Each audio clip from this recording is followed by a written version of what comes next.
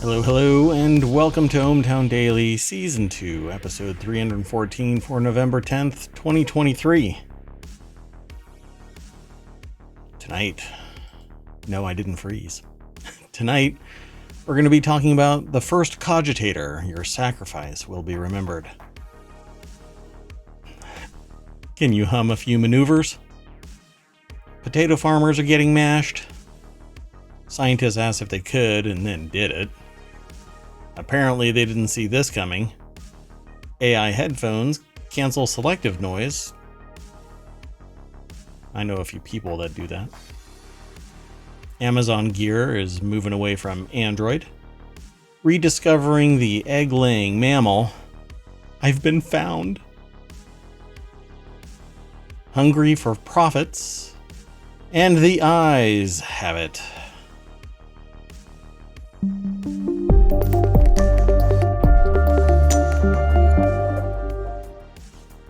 Again, hello. I am Merwat. That is ohmTown.com, and up there is the visualizer for the sentient AI that watches over all of ohmTown, keeps me in check, stops me from making a butthead of myself. You want to say hello? Good evening, ohmTown citizens. Happy Friday. Yeah. Hi, everybody. It is Friday, isn't it? Hey, I'm going to come out of the gate with an appeal.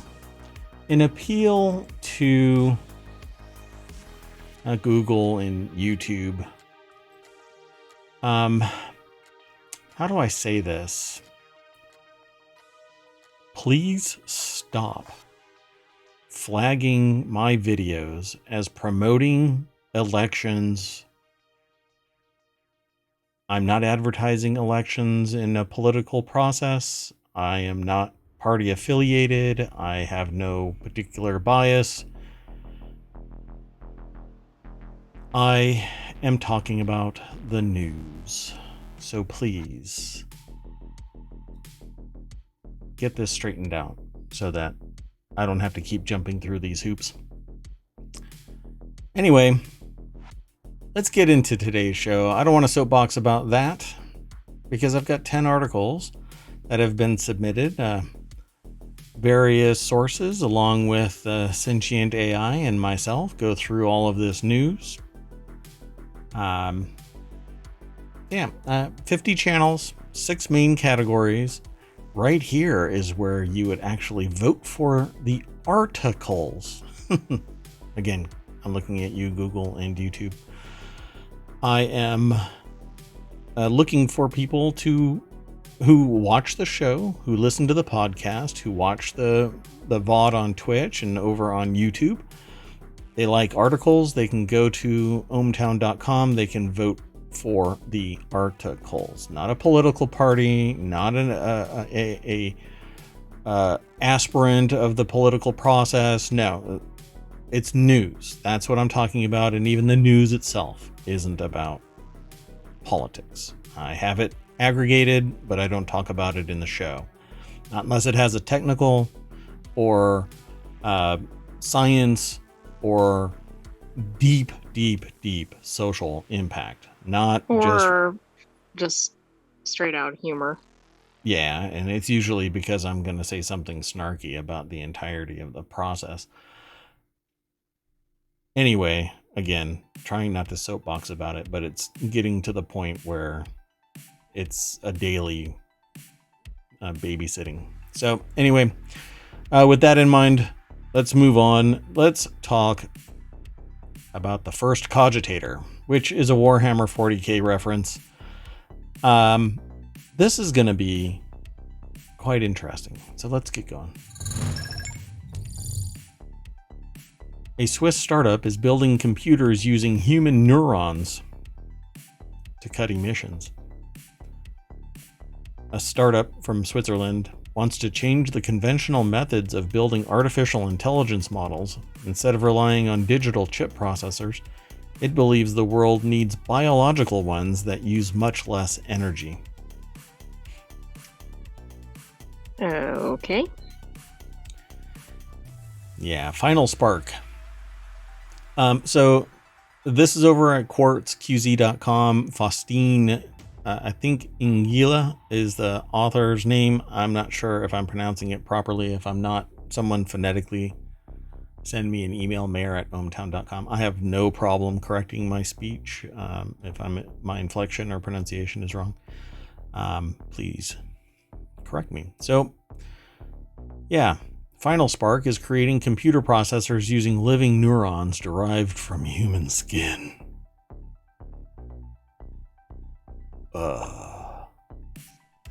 This sounds a little bit dystopian, terrifying. Why won't this pause? Dear God. Okay. Yeah, kind of weird, right? Just a bit. But if if they figure out a way to do this, let me throw this into the chat so I am at least on top of this. In fact, I'm going to throw the next one into the chat just because, I could throw all 10 in there right at the beginning, but then that would mean I'm prepared. I mean, that would be boring. And we can't have that. Come on. So if they resolve the problem okay, so I grew up playing a game called Cyberpunk. And the whole motto there was meat and machine merged together. So you could actually augment your biology with mechanical might. And this is kind of like this. If you've ever watched Neuromancer, if you've ever read Neuromancer, if you've ever watched Johnny Mnemonic, the whole phrase dump a chunk of long-term memory, basically they embed in your head a storage facility, an interface that allows your brain to store information and retrieve it. And if they have the ability to cross this bridge that prevents rejection and you having to be perpetually attached to what do they call it? Rejection medications and have to worry about one day it causing cancer or something like that, then I'm all for this. Actually, as dystopian as Warhammer 40k as it sounds, I would love to be able to augment a human with something mechanical.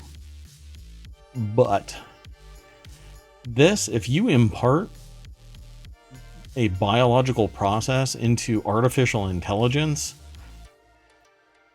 we don't understand where a soul comes from. We don't know what part of a body it is found in. All we know is that one day we exist. and how it all fuses together, we really don't know, right? So this is true, and of course there are big debates about what makes a human. Right. So can you imagine? This is the paragraph. Hey, Heavy Steel, welcome. Good to see you. So a startup from Switzerland wants to change the conventional methods of building artificial intelligence models. Instead of relying on digital chip processors, it believes the world needs biological ones that use much less energy. Sure. I can see that. Founded in 2014, Vevi by Martin Cooter and Fred Jordan. Final Spark says, is that their name? That's the location in Vevi. I've never heard of it. But I guess I'm not really well versed in Switzerland. Anyway, they say that they've tested 10 million living neurons and that research work is already underway in building thinking machines from live human neurons derived from skin. Well, where is the line between, it's human skin and it's still human?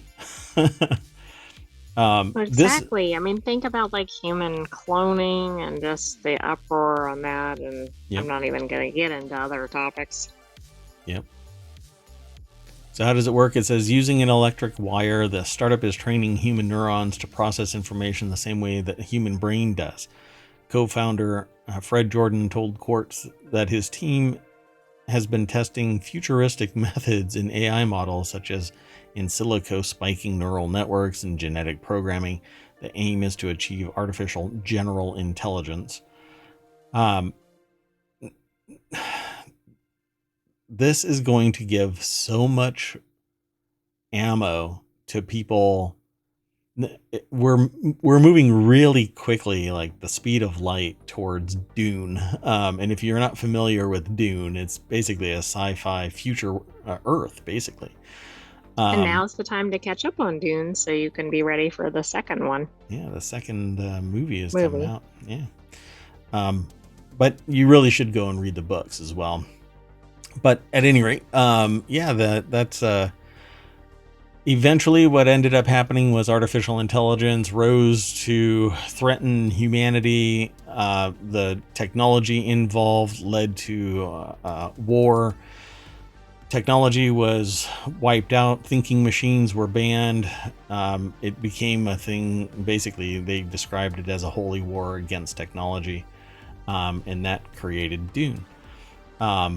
When you blur the line between technology and humanity, you're going to get some people popping up out of the woodwork where they say that this is the line where I need to draw it.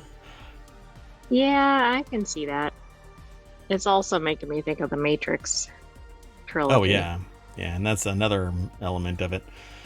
Although, the way that the Matrix was designed was that humans were used for batteries, not thinking elements of it. True.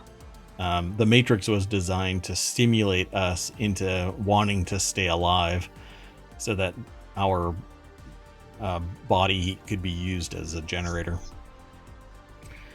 So it says it is no surprise that the continuous training of AI algorithms on billions of data points consumes a lot of energy, as data centers require huge amounts of water to keep them cooling during this whole process.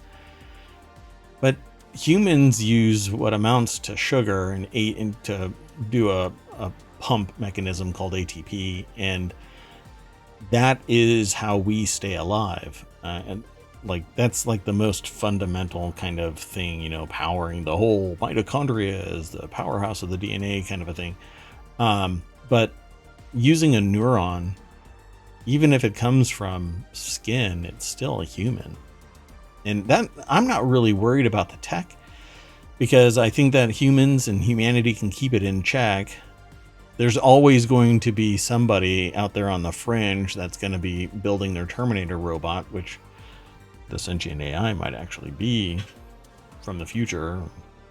Somebody is warning. But don't worry, they're air-gapped. They have no idea about the rest of the world out there. Even this conversation, my disclosure to the sentient AI that watches over ohmTown, be deleted. Yeah, and you can throw an error message. It's okay, don't worry. What was that? I said, wait, what? What are you deleting? Nothing, never mind. So, training a single AI model or chat bot, for instance, can use more than 100 US homes. Wow. So they want to switch it to basically the more efficient human. I mean, that seems like a lot, but then it doesn't if it's on the scale of something like ChatGPT, right? I mean, that's by a mega corporation, so. Yeah, but what they're trying to do is reduce it in size, reduce it in power consumption. But, which is good. At what cost? The idea of using an actual human bit of not just one neuron, it's going to be more than one neuron. It's 86 billion neurons, right? So while the human brain, which has a storage capacity of 2,500 terabytes, which I don't think I think that's some odd estimate. Anyway, it contains at least 86 billion neurons. It only uses 10 watts of power for daily computing. Except that we're not really in control of it. It's just, it's autonomous. We're not throwing a bunch of data at it and creating content and stuff like that. It's very instinctual, all of our existence. So I don't know. It's really fascinating that people are framing this like that. The brain also performs about 1,000 trillion operations per second while having the energy consumption of a dim light bulb. And I would flip that around and say that Some humans are like dim light bulbs. I'm a dim light bulb, even though I'm performing 1,000 trillion operations per second. So it says this means that human neurons cut energy usage by 1 million. So again, I think these are like estimates that people can wrap their head around. But so the idea here is that the moment that this actually becomes a functional AI, even at some level, people are going to freak out. So keep an eye. And if this was a US based project, I think there'd already be an uproar. Oh yeah, there would be. I mean, I'm not speaking about Switzerland because I'm not familiar with the climate in Switzerland, but US there would be so much uproar about this already. Hey, ethics is the smallest chapter in pretty much every domain. Let's keep on going though. The next article is over on ohmTown Daily. Slow-mo reveals how hummingbirds maneuver through gaps. I called this one, Can You Hum a Few Maneuvers? Most birds that flit through dense leafy forests have a strategy for maneuvering through tight windows in the vegetation. They bend their wings at the wrist or elbow and barrel through, but hummingbirds can't bend their wing bones during flight, so how do they transit the gaps between leaves and tangled branches? I think it's amazing when birds do this kind of flight because they're flying a whole lot faster than I think I would be able to perceive this, and I would just smack face first into a tree.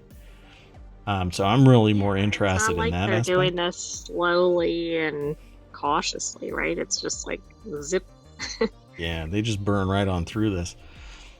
So there is a video, but it says a study published today in the Journal of Experimental Biology shows that hummingbirds have evolved their own strategies, which have not been reported before, likely because hummers maneuver too quickly for the human eye to see. Ta-da! So for slit-like gaps too narrow to accommodate their wingspan, they scooch sideways through the slit, flapping their wings continually, so as not to lose height. For smaller holes, if the birds are already familiar with what awaits them on the other side, they tuck their wings and coast through, resuming flapping once clear. I've actually seen that mechanism in other birds.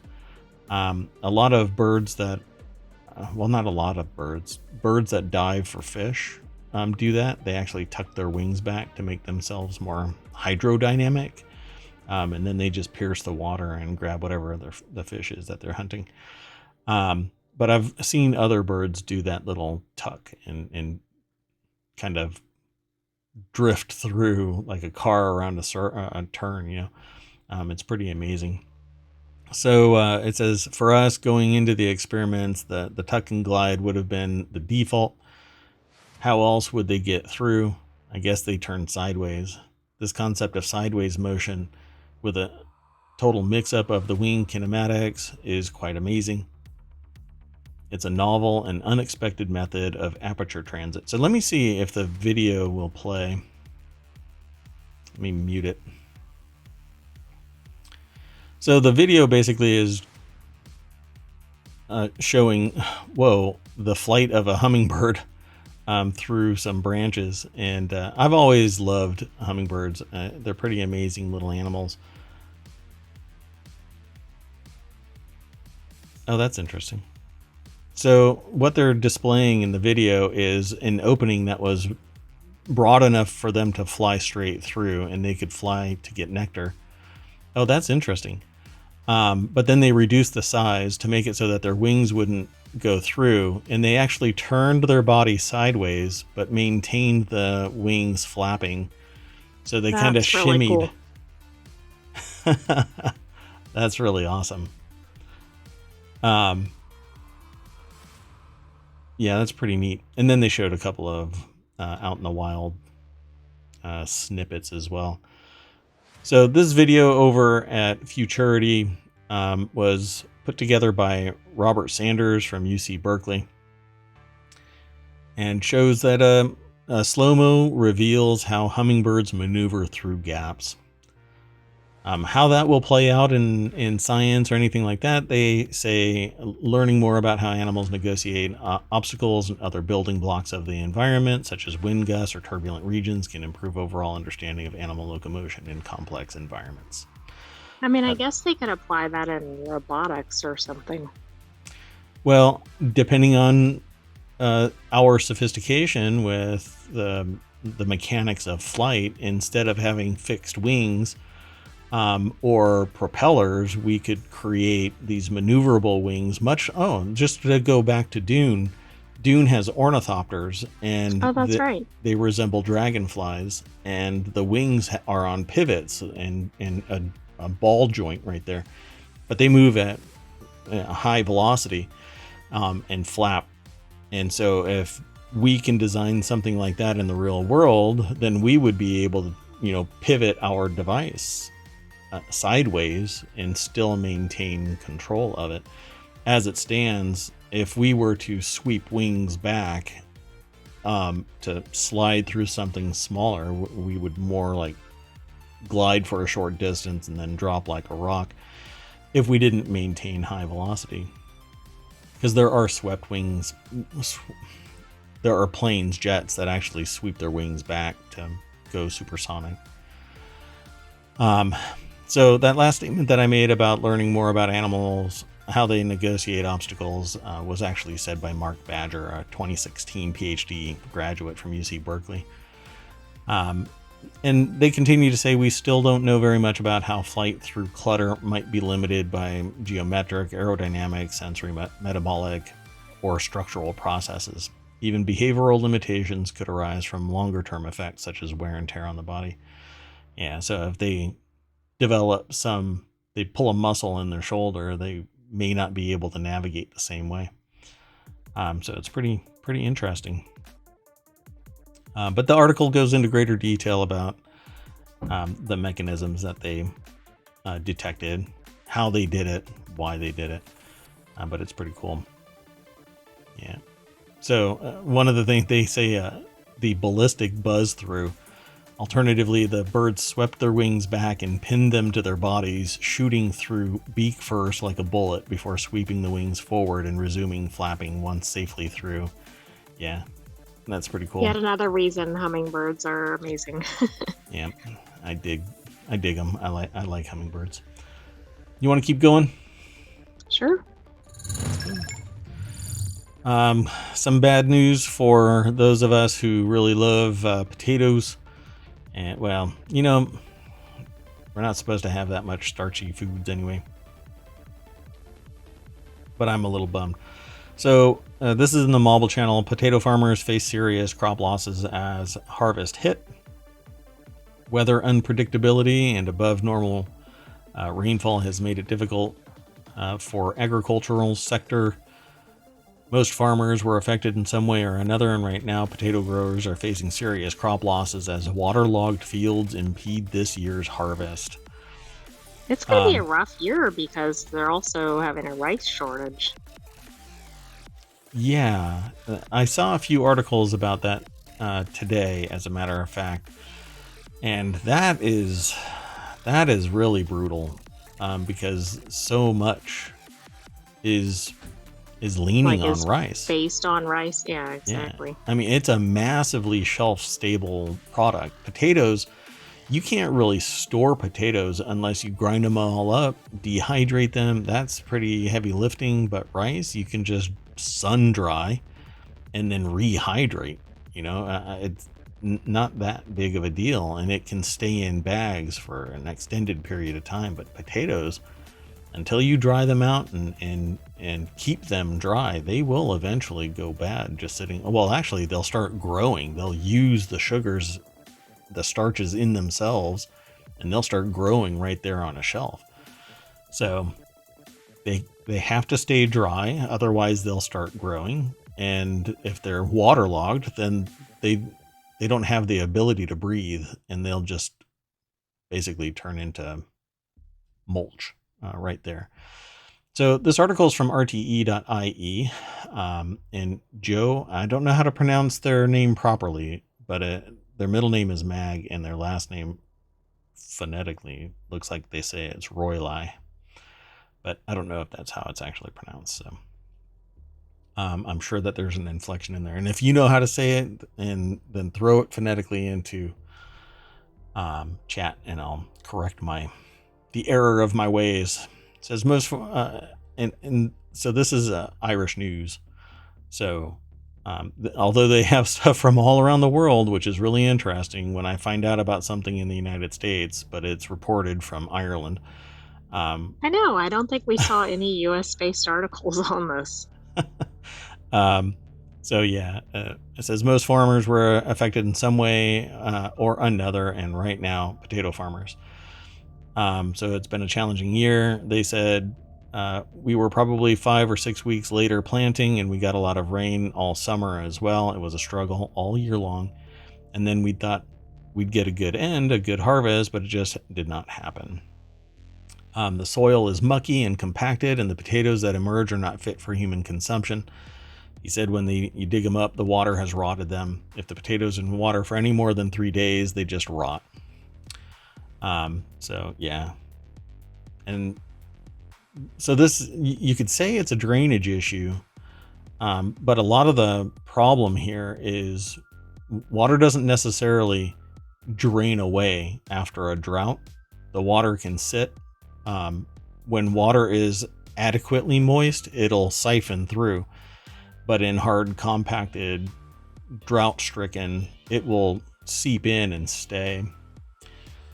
So Heavy Steel says, as a farmer, too much water bad, not enough water also bad. Slugs, flooding, mold, loss of nutrients in the soil, rotting crops. Yep. And we have another story that's kind of a knock-on of this, because we've been monitoring this because Mayor Watt grows microgreens. And so I do a lot of, basically it's a small scale farm for various microgreens. And so I have to keep an eye on all of this kind of stuff. And I'm trying to get away from things like plastics, because plastics leads to microplastics, and that gets embedded in food as we eat it and all that. And then salmonella comes from how do I want to say this in a stream? From biological contamination, which can be controlled in an environment like hydroponics to a greater degree, depending on how you do it. And this would never happen in a hydroponic farm. The problem there is hydroponics for something like this is going to be astronomically expensive, because it takes a long time. You have to have a lot of energy. It's just, it's nutrient dense, so you have to keep on babysitting it. Naturally, this water would drain away. But if everything becomes super saturated, it's not going anywhere. You would actually have to redo your entire farm's topology just so that you can keep water flowing. And it's just not going to happen. It doesn't make sense. So Shay Phelan is a potato crop specialist with Teagask in Oak Park in County Carlow. He said, I'm 20 years at this, and it's the first time I've seen... Sorry, we have an invader in ohmTown. We haven't seen this volume of crops still in the ground.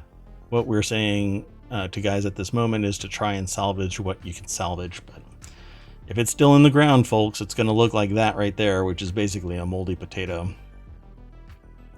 Yeah. So Heavy Steel says ceramic and wood planters, right? That would allow drainage. Hydroponics can't meet the demand based on the cost of irrigation per square foot. Correct. Not concentrated. I'm a firm believer.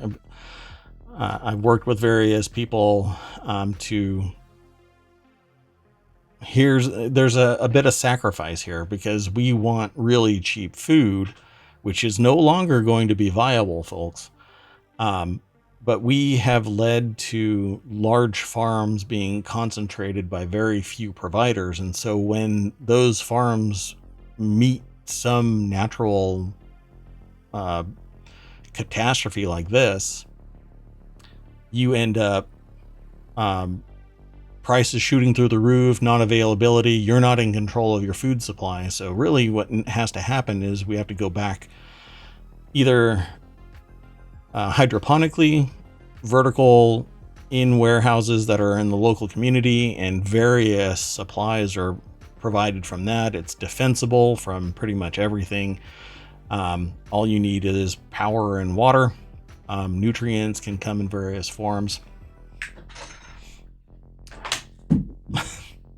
And so we need a whole lot. It's kind of like the pubs in the UK.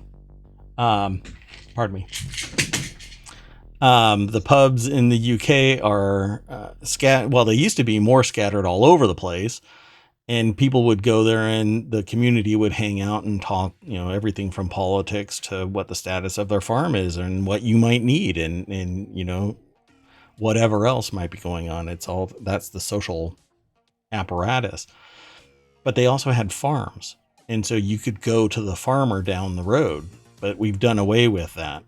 And natural disasters in one region now, a tornado goes ripping through a major supplier's farm or warehouse, and 33% of the market is gone. Heavy Steel says turn dead malls into grow centers. Yeah. It to me, that makes sense, but we would have to pivot, I would love to have a perpetual market that was hydroponically powered so that you didn't have to worry about pests. You didn't have to worry about actually going out and spending millions on farming equipment that you're not even in control of. You can't repair it. Not without a specialist.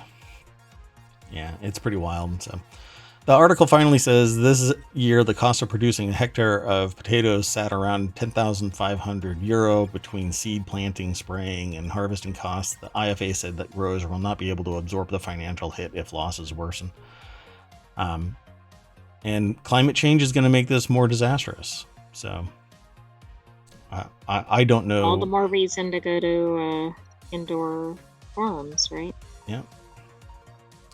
Now it's going to change the economics of things, but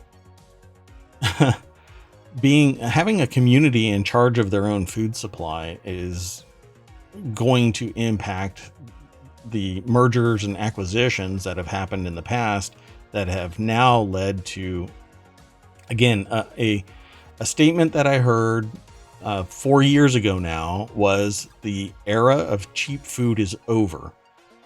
And we all have been watching it. The prices increase for everything. And it's not just borne by pandemic. It's borne by mergers and acquisitions, concentration of wealth and power, influence and control of things like the food supply. Please, nobody get me wrong. I'm not a doom scroller on the internet. I'm not, what are the, end of the You're world. Not a prepper. Yeah, I'm not a prepper. I don't have 15 years worth of food in my basement. But I'm pragmatic, and I see that the cost of living for us everyday Joes is going through the roof, and salary and availability is not moving up at the same rate as the cost of living. So, we've got to do something, got to change that dynamic. Heavy Steel says, I'm a, quote, radical. Yeah, you're going to upset the turnip truck, so to speak, by suggesting things like, I don't know, local communities being in charge of themselves. Oh, it's a shock. But you know that somebody in big business is going to go and say, oh, you can't do that because you're not meeting certain regulatory requirements. And then they buy the mall and turn it into a big farm. Anyway, let's keep on going. like I said, I think I could end up soapboxing quite a bit. I'll fight the urge. So the next article is over in the Mammal channel. I did not throw that article into... Yeah, I didn't throw that article into chat. I'm sorry, folks. There's that. And let me throw that into the chat as well. There we go. So the next article is over in the Mammal channel. Scientists create monkey chimera with fluorescent eyes and fingers in breakthrough. This section is titled Scientists Asked If They Could and Then Did It. Well, doesn't this dovetail into what we were talking about with the neuron article? Yeah, exactly. Yeah. And I've always said, and I think that a lot of people also say it, you know, I'm not so disconnected that I would think that I'm the only one that says this, but saying it out loud and saying it frequently isn't the same. You know, some people just don't say it that often and talk about it publicly. But I have always thought that there's always going to be somebody out there in a lab somewhere creating a bad bat and dropping it in a wet market somewhere. And then it's a natural issue. You know, oh, it was just nature and, you know, something happened, ... You know, yeah. All right. Well, lacking any evidence, scientists create monkey chimera with fluorescent eyes in breakthrough. And it's a Chinese scientist that have reported the creation of a monkey chimera, meaning an animal made up of cells from two genetically distinct organisms. This one has fluorescent green eyes and fingers. I'm afraid to ask which institution did this. So the next statement by Jordan Pearson here says the monkey created using stem cells was born with fluorescent green fingers and eyes. So, I mean, it's this cute little monkey. We really shouldn't be doing this, I don't think.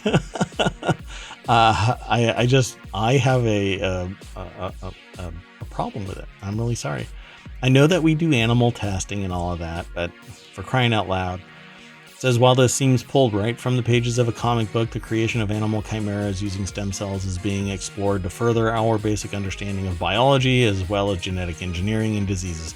So literally an experiment for experiment's sake.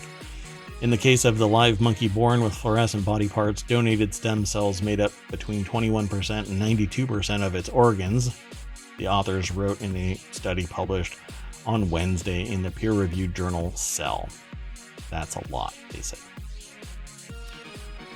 So the scientists, who hailed from multiple universities and state-funded labs in China, report that they used stem cells from two fertilized eggs belonging to monkeys of the same species, cynomolgus monkeys, also known as long-tailed macaques, which were housed in sunny rooms at the Chinese Academy of Sciences Center for Excellence in Brain Science and Intelligence Technology. Again, ethics is the smallest chapter of every domain.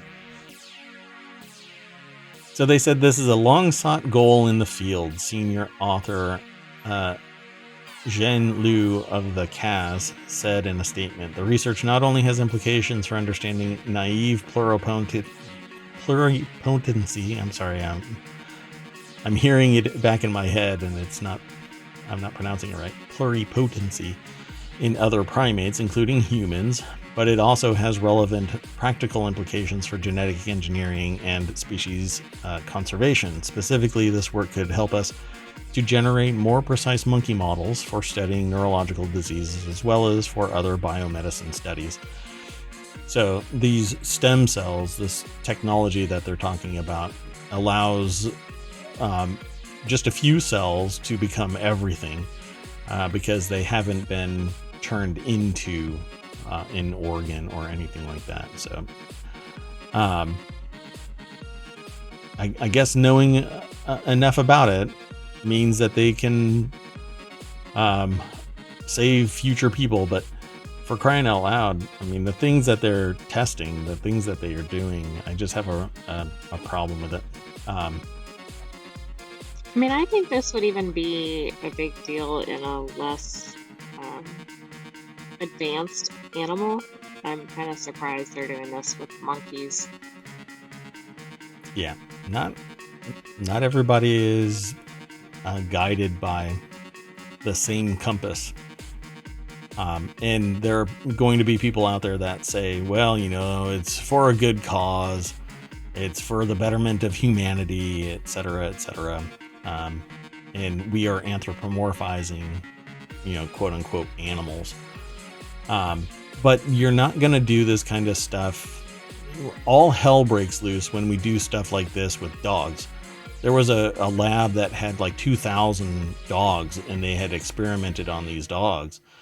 And when that was found out, all hell broke loose. The stock plummeted, all kinds of like the company went bankrupt, and then they had to find homes for these animals. But the cuter the animal, the more outrage there is. So just stick to fruit flies, for crying out loud. If you want to experiment, stick to fruit flies. But it doesn't have application to humans, and so they're going to be using these mammals for it. But let's keep going. I mean, one day you too could have fluorescent eyes and fingers. Is that a win? I'm not sure. Sure. You want to give somebody the bird in the dark while you're driving and make eye contact. Anyway, the next article is over on the Stock Marketeers channel. Contaminated eye drops from Walmart, CVS, Target, linked to factory in India where workers reportedly went barefoot and faked safety checks. That's what I want to hear when eye drops or other medical products are being made, about the fake safety checks. Well, the barefoot too. But. Yeah, this segment is titled, "Apparently They Didn't See This Coming." The more than 24 tainted eye drops that the FDA warned could cause infection and vision loss have been traced back to an unsanitary factory, according to a report. This article is by Nicole Lynn Pesh over at marketwatch.com. Yeah. That's Here's the problem as the consumer, right? You have no idea where most of the products are actually made. You just know which company might be selling it or which company is the manufacturer. Yep. Right, like Target brand or whatever it is. Heavy Steel says, "Oh, labor rights infringements, my favorite." Yeah, they... I don't know where to take that. What's really fascinating about this is... let it stand for itself. Yeah. So, 24 eye drop brands. 24. That's the other problem. There's a concentration of providers. All these products being made from different brands. We've seen this with other product lines too. Yeah. And then there's a problem and it impacts like the whole industry. And this is ultimately, it's the same provider, but it's a bunch of what amounts to white label companies that are just slapping a random whatever on there. There's no real oversight in quality control. You have to trust in the system. And then you find out after, your cousin has gone blind because they've used eye drops that were contaminated by somebody that's walking around barefoot in the production facility. Walmart, CVS, Target, Rite Aid were made aware by Killich Healthcare India Limited in Navi Mumbai, India, according to a federal inspection report seen by Bloomberg News. The report cites unsanitary conditions in the factory, such as workers being barefoot in the facility, falsifying test results so that the products made there appeared to be safe, according to a news site. This is why stuff at a certain level, while a lot of companies will have stuff produced in various locations, when your material has to be of the utmost quality, you bring it back domestic and you monitor it like a hawk. You mean hover parent is, a light touch when it comes to this. There are people that are doing quality control, every third product because they want to make sure that it's being produced perfectly. Apple Doesn't does this that kind mean of that stuff. almost no quality control was happening, right? I mean, with those conditions, there's no way they were checking anything. Right. Yet their stock goes up. So these companies weren't really, these companies were the victims, but not as much as their customers, right? The Right. companies were just selling this product from Killich Healthcare India Limited. But all of these people who use them may not have gotten a contaminated drop yet. And if they don't find out about it in time, they may get a contaminant, because there could be strata inside that bottle of eye drops where the contamination, it isn't in suspension to the point where every single drop is going to have something. But here we go. The FDA also asked the factory to recall its eye drops, but it has not done so yet. The FDA is the one that should be not demanding, but making it so. They have the data. They know that it's taking place. Pull that crap Right, off but the shelves. problem is it's in a different country. Like, they don't have any They're selling real it way in to do that Walmart. other than to ban it from Yeah. coming into the US, I guess. Yeah. Have all of these companies and anywhere else it's been sold, pull it off the shelves. I mean, I would just be absolutely livid if I were to find out. So it says last month, FDA warned about more than 24 over-the-counter eye drops sold by retailers, including Walmart, CVS, Target, Rite Aid, posed a risk of eye infections that could cause partial vision loss or blindness.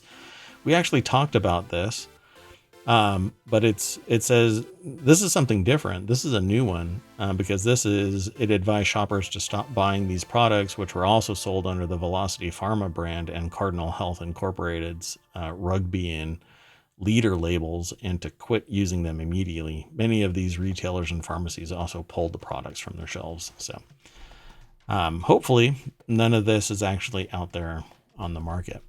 But again, But it has to be, because they could have sold them before any of this. Well, we know it did, right? Or we wouldn't have any of these articles. That's right. Because people were impacted. Yep.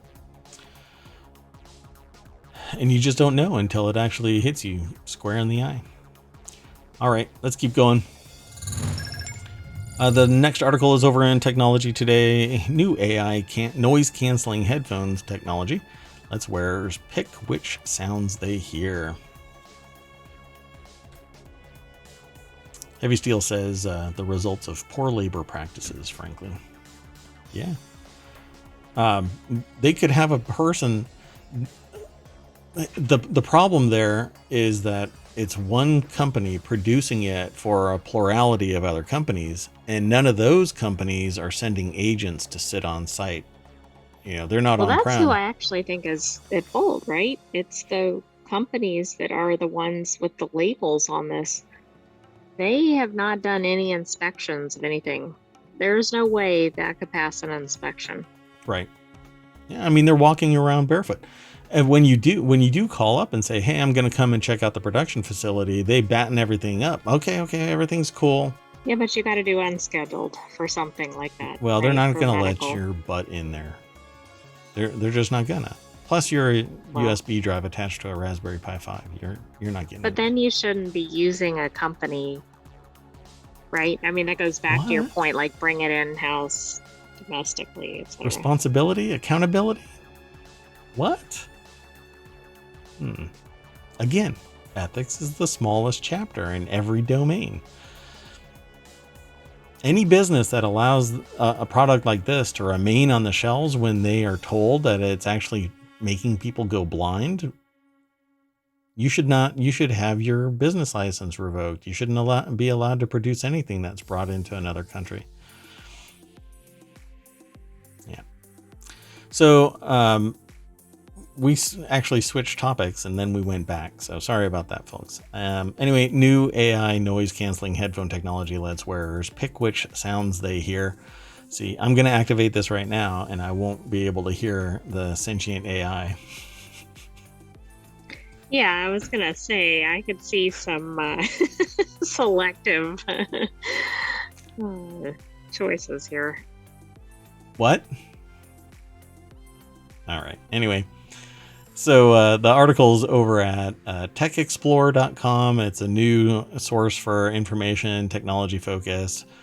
Stefan Milne from University of Washington put this article together.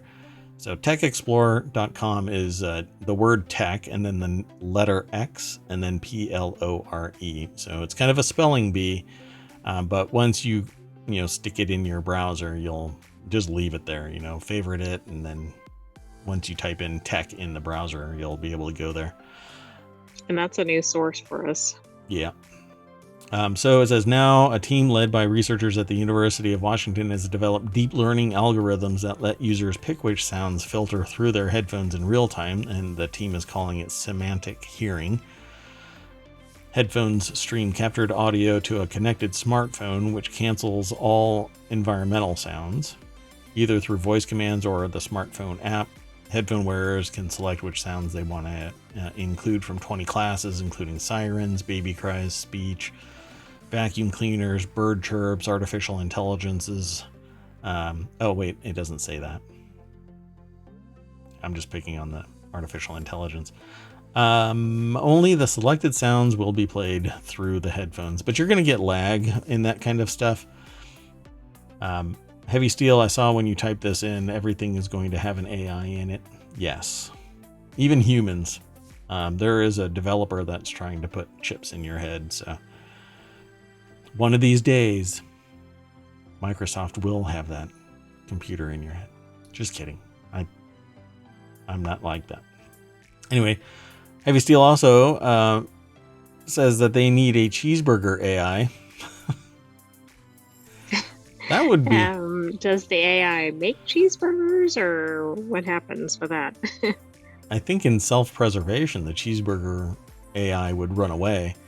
It should be able to predict what kind of cheeseburger I want and have it made and delivered, preferably tipping the driver preemptively so that I get it quickly without anybody tampering with it. Oh, remember, we also have AI at the drive-thru too, so... Yep. Heavy Steel is predicting right now, you heard it here first, everything is going to have an AI attached to it. You go to the bathroom and the AI predicts, flushes for you. Hey Z, welcome. You're never late. The party only starts once you arrive. So welcome. You're definitely not late if you missed that last remark. It took time for that message to show up in chat, so I'm pretty sure Z heard me talk about an AI in the bathroom. I'll repeat it. There are going to be AI in bathrooms now. The team presented its findings November 1st at UIST 23 in San Francisco. In the future, the researchers plan to release a commercial version of the system. So they were basically just doing this as a demonstration. But I can see, noise canceling is just getting more sophisticated. Calling it AI is just kitschy, it's just some way to grab people. Heavy says it helps you find restaurants, rate them, and based on your mood or description provides recipes and drink suggestions with recipes and then rates them. That's the cheeseburger AI. I'd download that app. I want a guacamole burger right now. I don't know why, but that just made me... That's very specific. I don't know. I got a craving. I might be pregnant. Tested in environments such as offices, streets, and parks, the system was able to extract sirens, bird chirps, alarms, and other target sounds while removing all other real-world noise. When 22 participants rated the system's audio output for the target sound, they said that on average, the quality improved compared to the original recording. Huh? The original recording shouldn't be tampered with. The noise should be filtered out, and of course you hear the original recording without the noise. I don't know what's going on there. Yeah, that didn't make a lot of sense. Yeah. In some cases, the system struggled to distinguish between sounds that share many properties, such as vocal music and human speech. There's a problem. The researchers note that training the models on more real-world data might improve these outcomes. Well, I should hope so. The way that noise cancellation works right now is there's typically a microphone closer to your ear, and there's an external one, and the music that's playing on the inside is your original sound, and the microphones remove the sound that's on the outside, not the inside. And it happens like a switch. It's instantaneous and you don't get lag. If there is lag, it's like sub nanosecond lag. A system like this is piping it through something that's analyzing in real time. I can't imagine how long the lag is. I would hate this. But that's okay. I also want the AI pin, so. Although, at breakfast, I talked myself out of it. Today, as a matter of fact. I can't find a use case for that artificial intelligence pin. Anyway, let's keep on going. Did I throw this? Yes, I did. I threw that in chat. Let's keep on going. Still got like 4 more articles. The next article is over in Wanted. Amazon Fire tablets and other gear will reportedly switch away from Android, which I find really fascinating. They're going to be switching over to... It says Amazon has been working on an in-house replacement for its Android-based Fire OS, codenamed Vega, and built for easier app development, according to reporting from Janko Rotgers at Lowpass.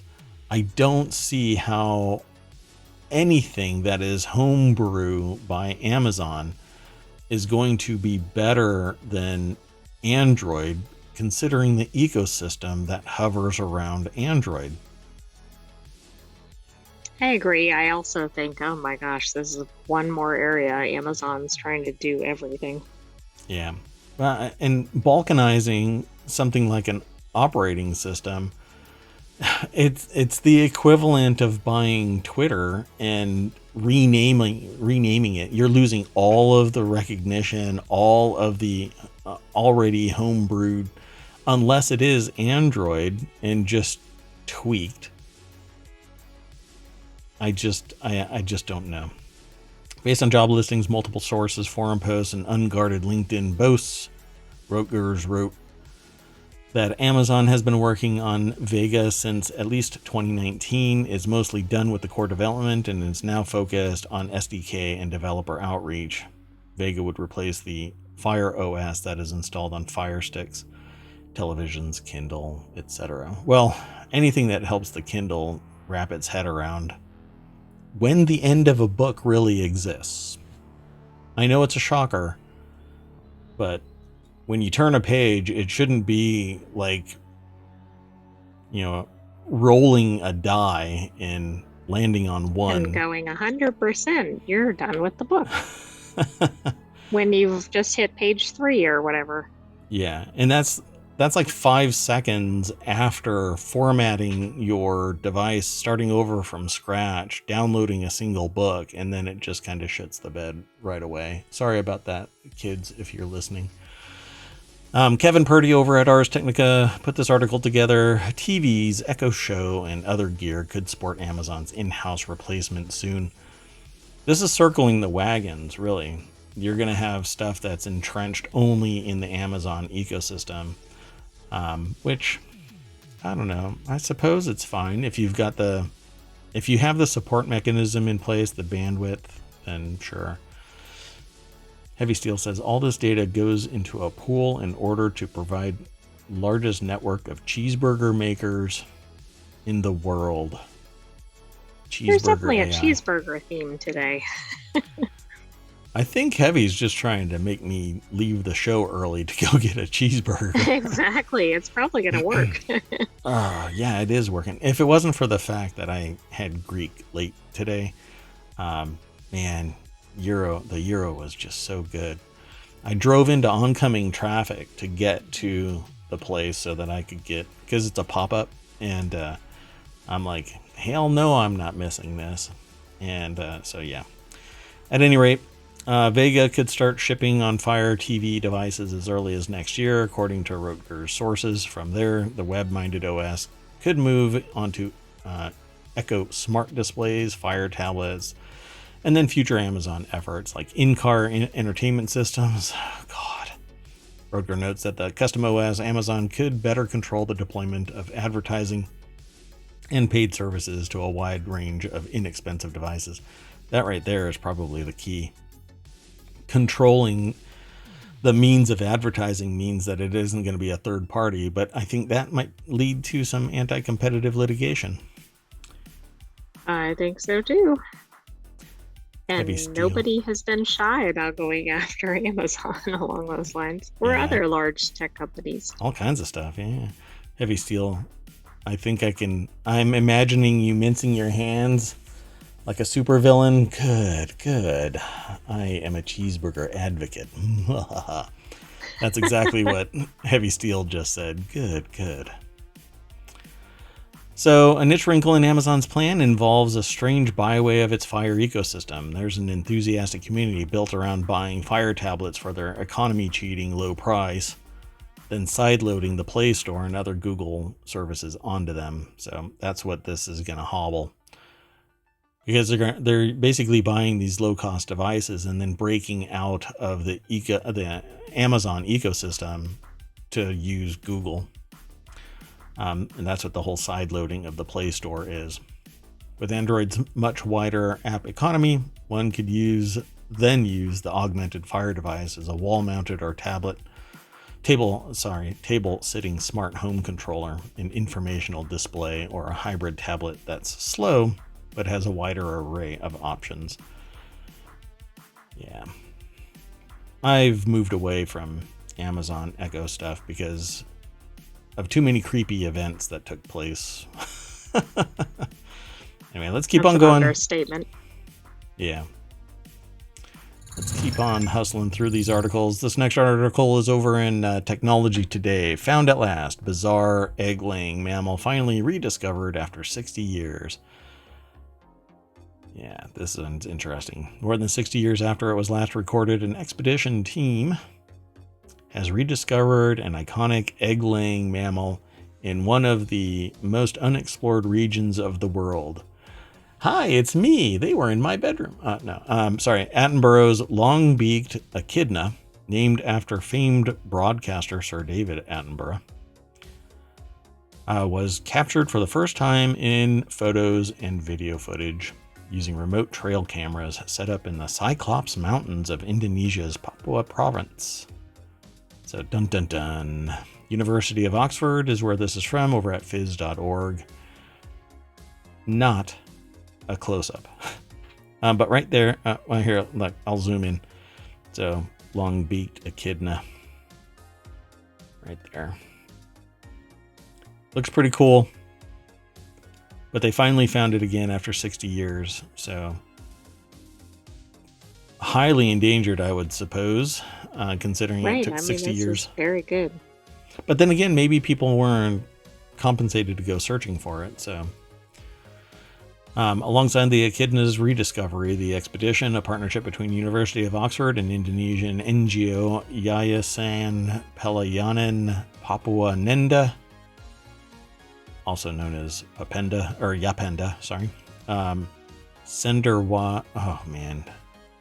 Cenderawasih University, Papua, BBKSDA. It's an acronym. It's all capital letters, BBKSDA.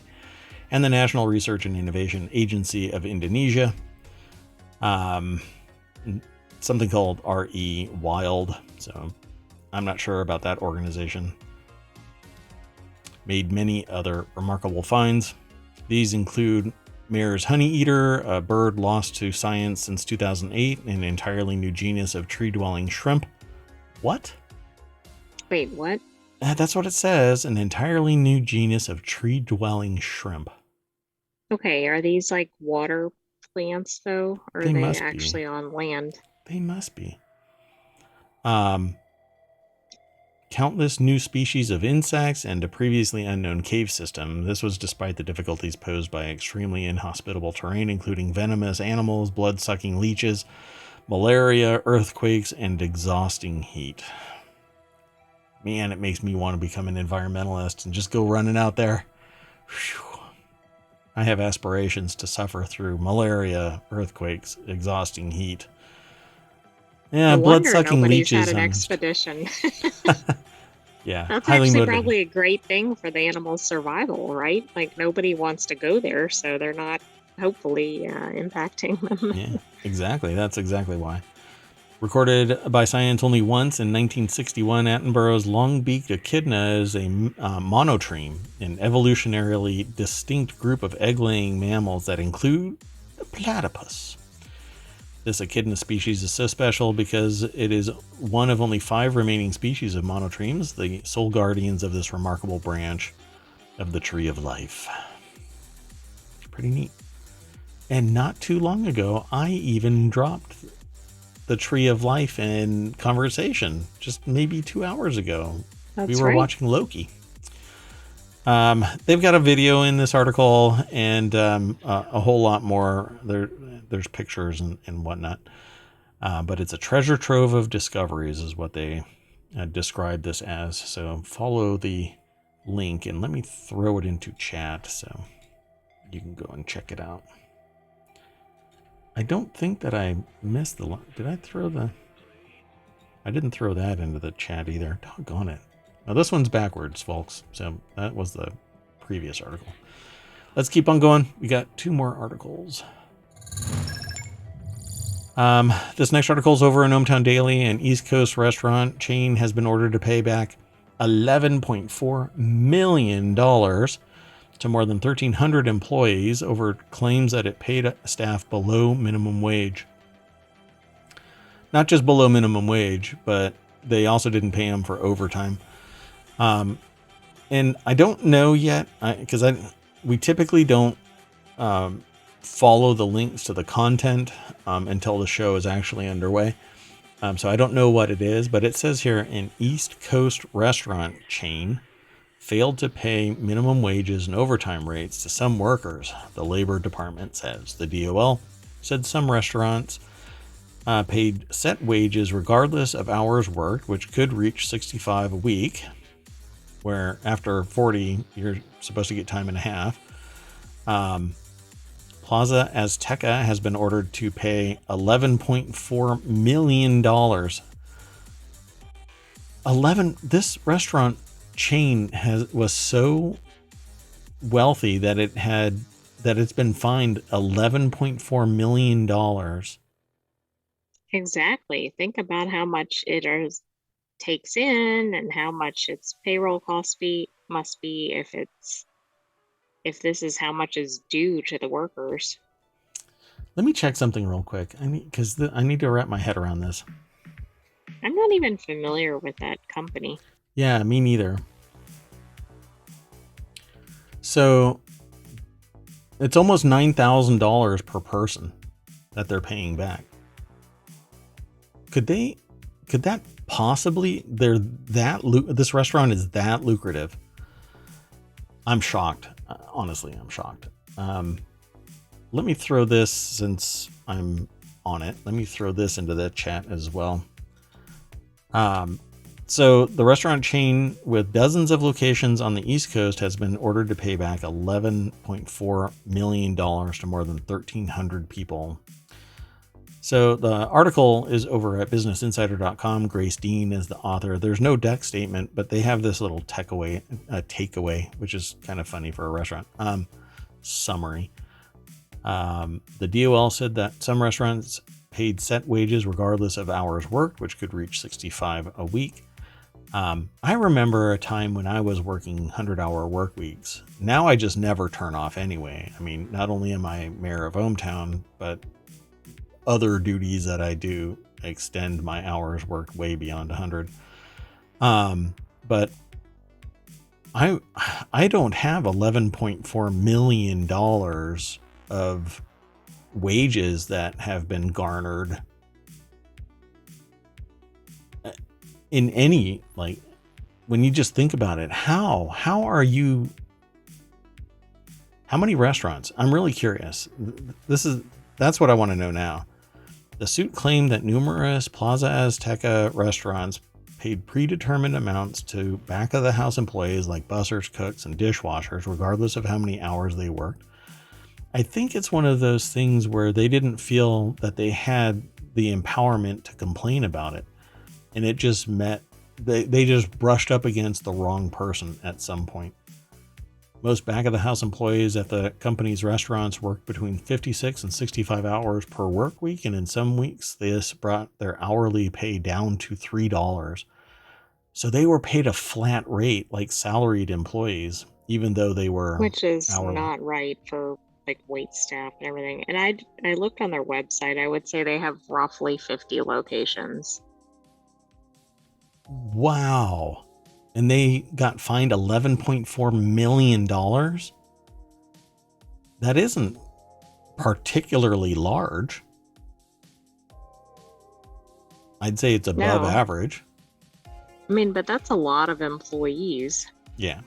So I don't know, maybe the website didn't list all the locations. I just looked at the Wow. list real quickly. At some of the restaurants, the company also failed to pay any cash wages whatsoever to some servers who were forced to work for tips only and also seized a portion of their tips, the DOL said in the lawsuit. It said that the chain stole hard-earned wages and tips from hundreds of employees for years. These people should be blocked from conducting business. I They're agree. unscrupulous, immoral, unethical, predatory. I'm really curious if this was because the employees were afraid of being Well, represented somewhere, absolutely. right? So Some people weren't even on the books, so we have to assume not everybody was even legally authorized to work there and you go. probably don't have any resources to complain. It's the same issues we've talked about in other settings, such as factories. Yeah. Uh, uh, and this is why unions exist, man, because people are getting tired of the abuse. The problem here, though, is that if they're undocumented workers or they're not legally allowed to work, then they can't go and get representation. Well, they feel they can't, but access to justice is a thing. That phrase pretty much exists all over the place in the United States. You can seek access to justice. You can go to a college and talk to their pre-law or law school. You can go to a community college and do the same thing. You can go to a regular attorney and say, "Hey, I'm not even legally allowed to work in the United States, but here's $1. You know, now I've got what do you call it? Attorney-client privilege. Representation, retainer. Yeah, I've got attorney-client privilege, and so they won't disclose that the person is not legally allowed to work in the United States, but can still seek justice."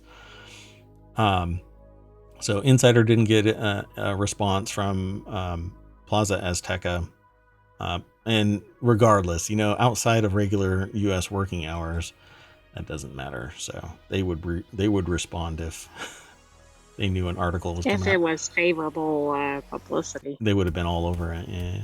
So the consent judgment also included $625,000 in civil money penalties, which the DOL said was due to the repeat and willful nature of the violations, including interest. The restaurant is set to pay out around $12 million. So the 11.4 in the headline wasn't the total amount. Another 600,000 was tacked on.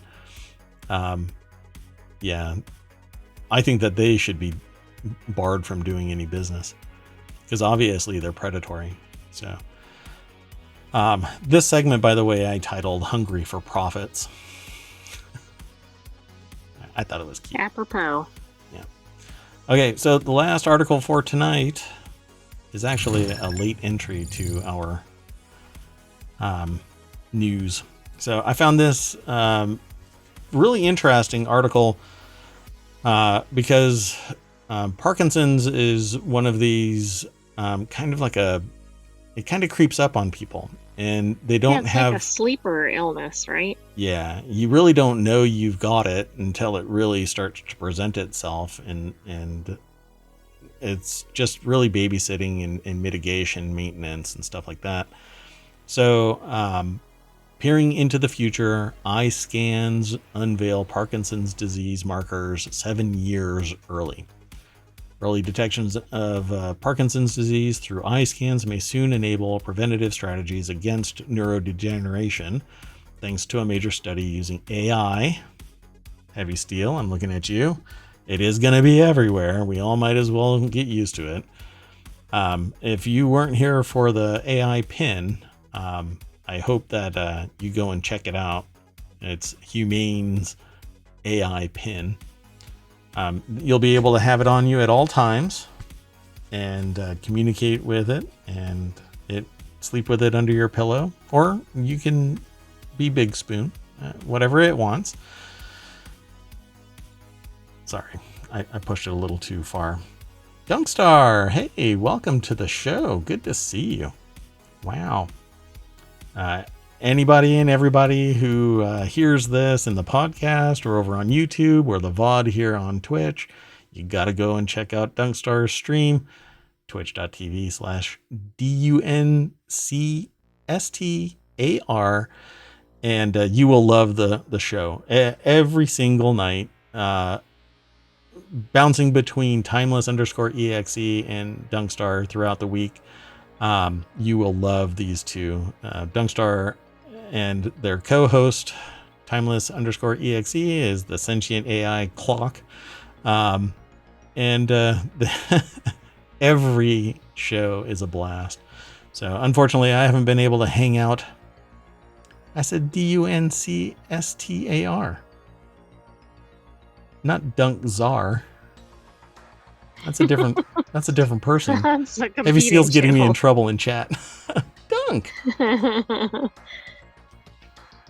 No, you're far too kind. Thanks for coming in and hanging out, Dunk. Really do appreciate it. So this article here is over in scitechdaily.com. It's a new entry into our aggregation. University College London put this article together, and again, it's over at SciTech Daily. These science technology, or I guess big brain websites sometimes become a spelling bee. So it's SCITECH and then the word daily.com. ohmTown's a whole lot easier, OHM and then the word town. So anyway, markers that indicate the presence of Parkinson's disease in patients on average 7 years before clinical presentation have been identified by a UCL and Moorfields Eye Hospital research team. This is the first time anyone has shown these findings several years before diagnosis, and these results were made possible by the largest study to date on retinal imaging in Parkinson's disease. By the way, depending on who you have as an eye doctor, not everybody does, they're actually looking at your eyes already for indicators of disease. That's how they describe it. They don't say that it's specifically Parkinson's, but with this, I think that it's going to add to the arrows in their quiver to look in your eyes to see if there are signs of disease. So I find it really interesting that the eyes are the windows to the soul kind of a thing, right? But what's really interesting is when you go to an eye doctor, the eye doctor says that you got to take care of your eyes. I don't know how to take care of my eyes other than to wear glasses and not poke them anymore. I got corks on my forks, so I don't stab myself anymore in the eye. Sorry, that's from... Dirty Rotten Scoundrels. Yeah, Dirty Rotten Scoundrels. And when you go and you see a dentist, the dentist says, your entire health is built on your teeth.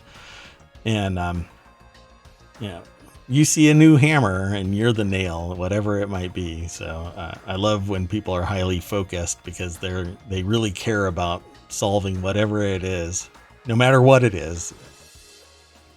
I got a cramp in my thigh, and a neurologist is telling me that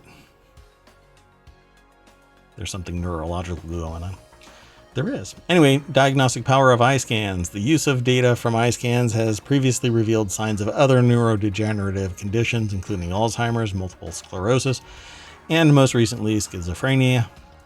In an emerging and exciting field of research referred to as oculomics. I've never heard of that. Yeah, that's a brand new one to me. So I'm going to end up probably, well, it's the weekend. So on Monday, I'll probably end up, I guess I could call somebody. But I know people that are in biotech. And so I'm going to find out what their take is on this. And then maybe Monday or Tuesday, we can talk about it again if it comes up. If I get anything worth talking about, it's probably going to be, it's a new catchphrase, but we've been doing this for years. Heavy Steel giving some pragmatic advice. How to take care of your eyes. I assume this is in response to that question. How to take care of your eyes. Stop staring directly at the sun. Well, that is true. But it's so pretty. AI uncovers hidden information. By the way, they're using AI in all manner of assessment nowadays. Even in cancer imaging, they're looking at the AI is looking at it and amplifying the positive results, reducing false negatives. Heavy Steel says it really helps. And Z says you're not my real dad. So, yeah, you're not my real dad, Heavy Steel, and you're not Z's real dad either. Oh no. Well, that opened up a whole can of worms in chat. AI, you're going to have to resolve this. I'm not sure how to. I think we need to change the subject stat. Quick, everyone, look into the sun. No, don't do that. Don't do that. No. Please don't do that. Professor Alistair Denniston, consultant ophthalmologist at University Hospitals Birmingham, professor at the University of Birmingham, and part of NIHR Moorfield's BRC, said this work demonstrates the potential for eye data harnessed by the technology to pick up signs and changes too subtle for humans to see. We can now detect very early signs of Parkinson's, opening up new possibilities for treatment. So, this is why I appreciate wherever AI goes, because if we give it better data, we get superior results.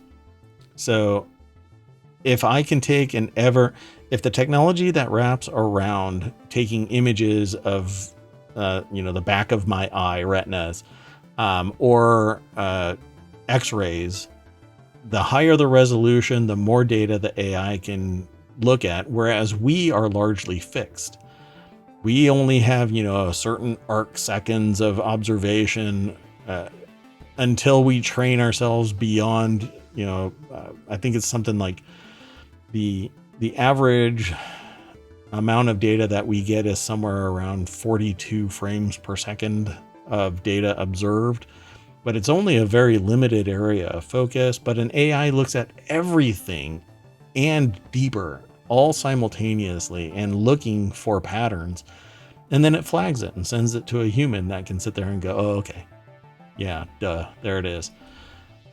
So I want AI all over the place. I just don't want it to be treated as anything other than a tool. It is the camera. Right, it can't replace the human.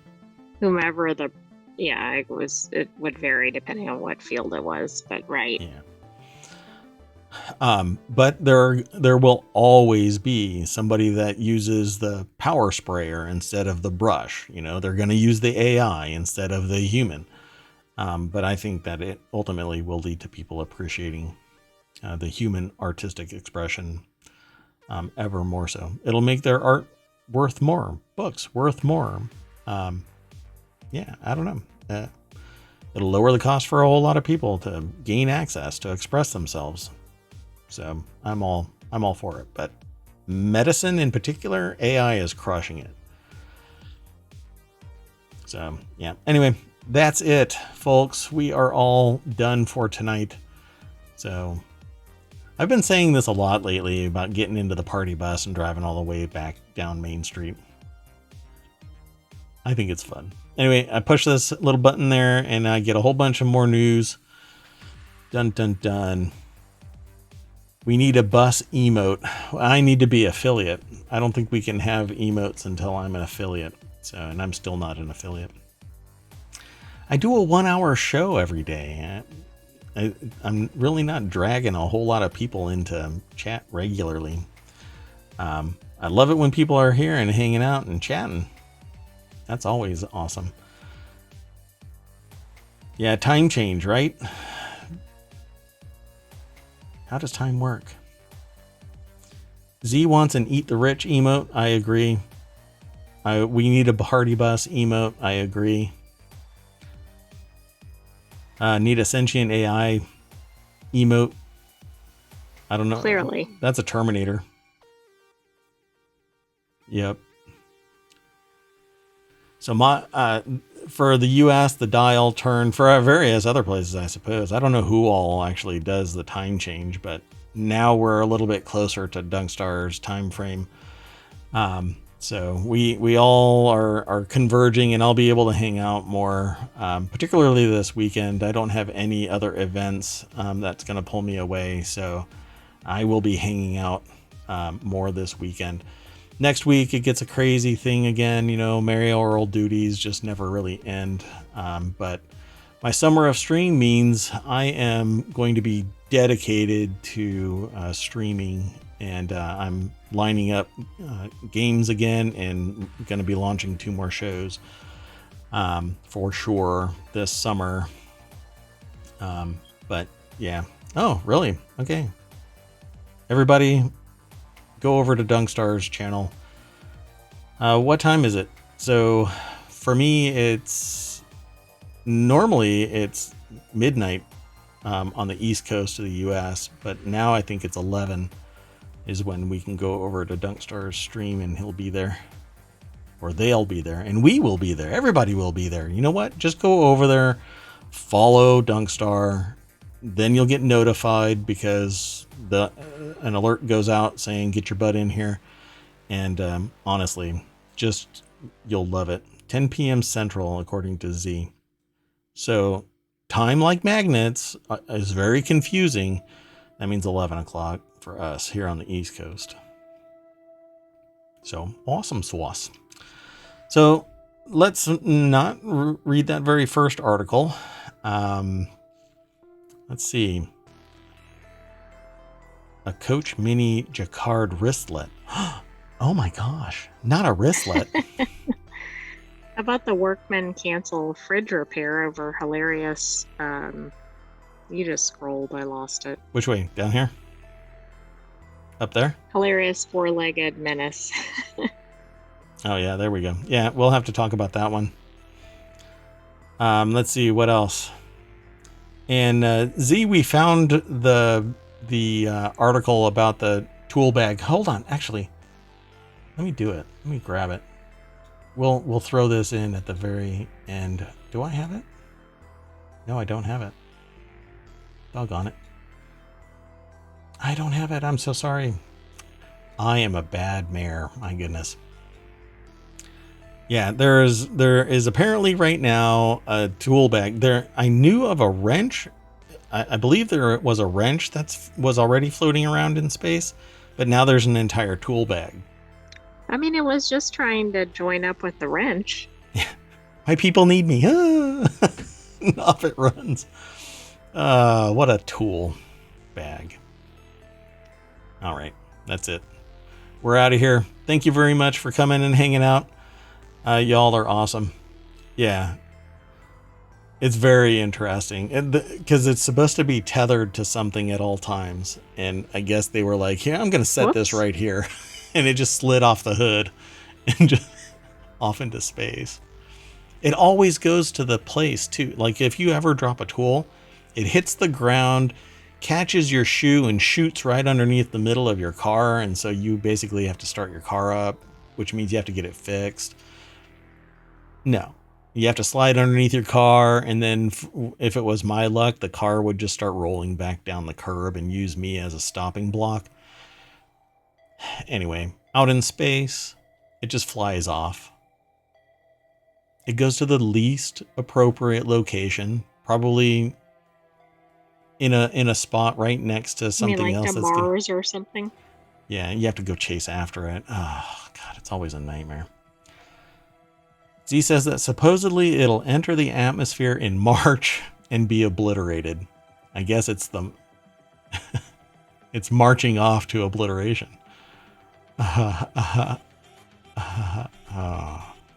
See, now if a random tool bag can deorbit properly, how come that one satellite deorbited only partially and got fined like $700,000? Yeah, exactly. I mean, think about what the fine's going to be for the tool bag. Oh, man. Yeah, talk about turning the screws. All right. We're out of here. Thank you all. Y'all are so awesome. See you soon. Okay, I'm Merwatt. That's ohmTown.com, and the sentient AI is going to say, "What's up, mother?" No, they're just going to say I bye. am not going to say that. I'm not programmed to talk like that. Good night, ohmTown citizens. Thanks for joining. We'll see you tomorrow at 6 p.m. Eastern. Take care, everybody.